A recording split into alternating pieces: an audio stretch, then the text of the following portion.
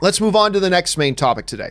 And the next main topic today comes to us from Alex Foster, who writes, there was this movie they were talking about making years ago called 355 that was supposed to be some sort of female super spy team-up movie that was going to have Jessica Chastain, Lupita Nyong'o, and Penelope Cruz in it, but I haven't heard anything about it in a while, so I assumed it was dead. Now, I just heard that Diane Kruger has joined it too. Does this mean that the movie is actually happening? All right, for those of you who don't know anything about this, it's true. It was a while ago that they announced that Jessica Chastain was kind of driving forward. She was going to be the main producer behind it as well. This movie called 355, which the basic idea of it was that you're going to have these different super spies, all women from different countries around the world who have to put their own distrust of each other aside to stop a global threat. I don't know what that is, but it sounds pretty damn good to me. Now, what they have just announced is that they brought on, speaking of Quentin Tarantino, they brought on Inglourious Basterds' Diane Kruger on board, who is magnificent. And that puts us in a position right now where the talent level on this 355 movie right now is going through the roof. Because, of course, you got Jessica Chastain signed on to be one of the leads. You got Sebastian Stan, the Winter Soldier. Now, of course, in the middle there, we got Diane Kruger, Penelope Cruz, and, of course, my future ex-wife, Lupita Nyong'o, down there in the bottom.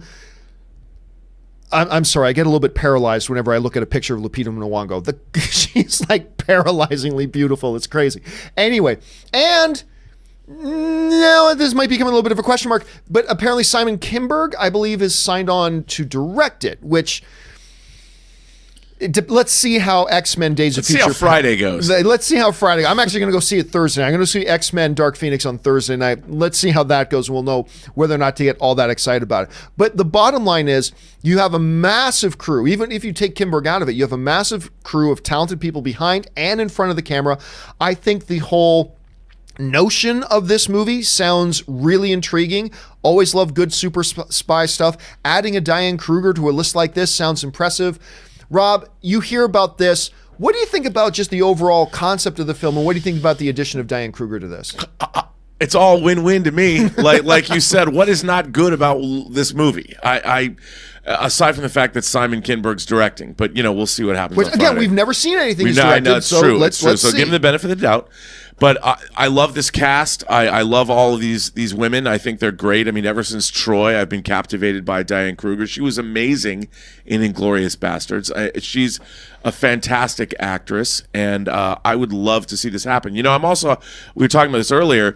There's another movie coming out called The Rhythm Section that's based on a series of books that Blake Lively stars in. Yes! And I love Blake Lively, and it's brought to us by the Bond producers, by Wilson and Barbara Broccoli, Michael G. Wilson and Barbara Broccoli, and we saw a logo for it at CinemaCon, but no footage, unfortunately. It's supposed to come out next year, but I know that they've test screened it. I'm all about female spy movies, and we're getting Black Widow. So bring it on. It's a good time for something like this. We've got Anna. You mentioned Anna, the new Luc Besson film coming out. Everybody's downing on that because it's just a ripoff of John Wick. I don't care. I think it looks awesome. I can't wait to see that. Yeah, but remember, come on. Luc Besson did make La Femme Nikita. Yeah. He did make The Professional. He did make Lucy.